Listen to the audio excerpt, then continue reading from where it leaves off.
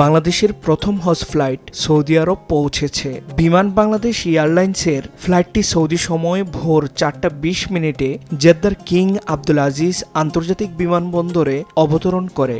এতে ছিলেন 419 জন হজ যাত্রী।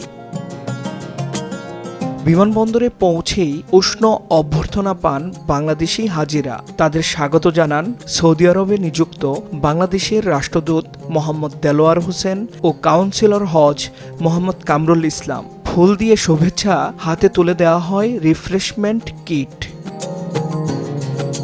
অভ্যর্থনা আয়োজনে উপস্থিত ছিলেন কনসাল জেনারেল মোহাম্মদ সাখাওয়াত হোসেন সহ সংশ্লিষ্ট কর্মকর্তারা। সৌদি কর্তৃপক্ষ ও সেবাদানকারী প্রতিষ্ঠানগুলোর প্রতিনিধিরাও ছিলেন সেখানে।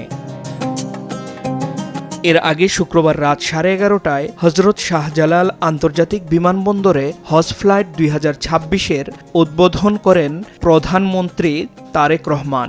ধাপে ধাপে আরও হাজারো মুসল্লি পাড়ি জমাবেন ইবাদত আর আত্মশুদ্ধির পবিত্র ভূমির পথে। মুফতি জাকারিয়া হারুন, সময় সংবাদ।